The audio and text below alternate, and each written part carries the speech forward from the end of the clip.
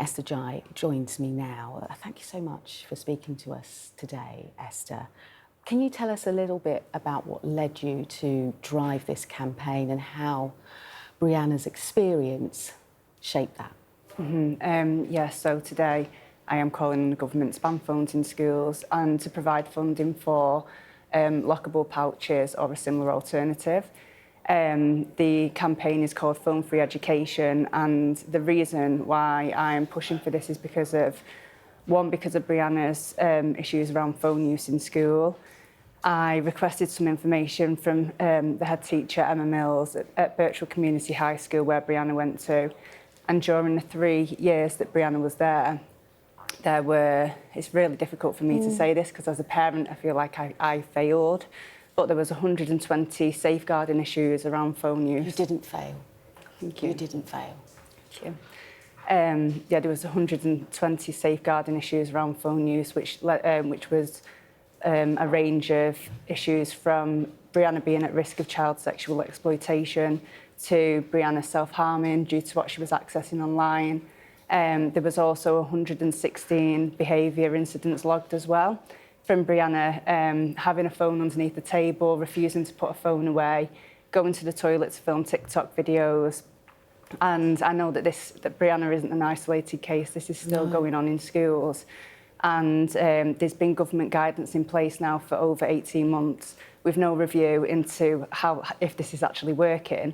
But we do know from research by the Children's Commissioner that only 11% of secondary schools are actually enforcing a proper ban, where they either tell students not to bring phones onto the school premises in the first place, or they ask them to lock the phones away during the school day. And 79% of secondary schools are actually operating the lowest form of ban, which is a no see, no hear policy, where students are expected to put their phones in the bags or the pockets for 6 hours and asked not to look at them. And this is just setting children up to fail. We know it doesn't work because 1 in 5 teenagers are saying that they're distracted by other children's phone use in the classroom. What do you think a ban would have meant for Brianna if there was one in place? It would have helped her massively, and it would have helped me too. When Brianna was in school, I would get lots of phone calls from the school saying that Brianna wouldn't put her phone away. And for me, I felt helpless, like, what am I supposed to do during the school time? How can I manage this? Me and Brianna would have so many arguments over her phone use. And to be honest, I felt frustrated. I felt like, why will you not just behave? Why won't you go to school, put your head down?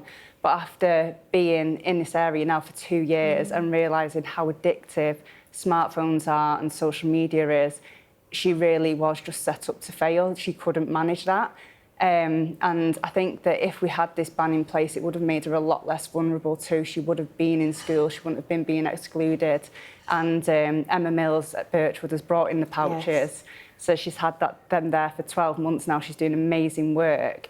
And the GCSE results have improved, staff wellbeing's improved, children are focusing more in the classroom, which is obviously reflected in the GCSE results.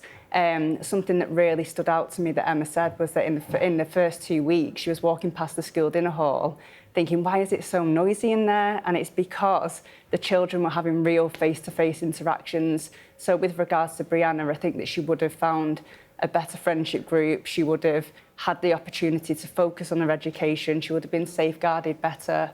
And I want all children to be able to go to school and be able to focus. Esther, what do you need to hear from ministers today on this, and how quickly do you think any change needs to happen? So I would like cross-party support. It's a cross-party issue when children are concerned. I'm going to be holding a parliamentary event in October, and I'd love for as many MPs to be there as possible because I've got some really brilliant speakers from across the board, child psychiatrists, people who work in education, young people themselves, and they need to come and hear what's really happening in schools. You've spoken so honestly about a period of time when Brianna was in hospital and she didn't have access to her phone. Yeah. What was that period like? It should have been a really horrific time in our lives. So she was admitted to hospital due to having an eating disorder, which I later found out was being exacerbated by what she was accessing online.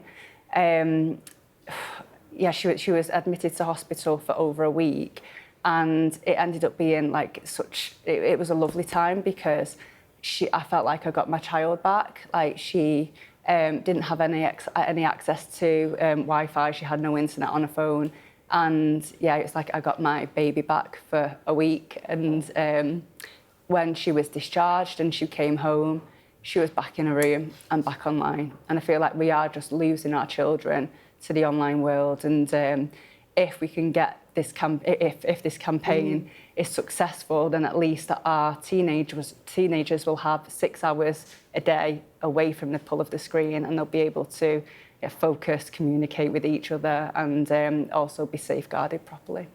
What do you hope Brianna's legacy will be? And in particular, when you close your eyes, when you think of Brianna, what do you see? Yeah, I see this beautiful, colourful girl who she was a force of character. She really was. And do you know, like, I used to, like 2 years ago when I first started speaking out, I used to joke that she would be like, "Oh, Mum, you're so embarrassing," which at that point she would do. But you know, now she'd be 18. And I've moved my office into her room, so I've got pictures of her everywhere, just to remind me like why I'm actually doing this, because it can be hard. Like I'm so busy, and yeah, it's difficult to be campaigning, but I need to remind myself why I'm doing this. And yeah, I think that now that she will be through that initial stage of being addicted to a phone, I think that she would be really proud. You're doing an amazing job, Esther. Thank you so much for joining us here this morning. Thank you. And very best of luck for the rest of the campaign. We really appreciate it. Thank you very much.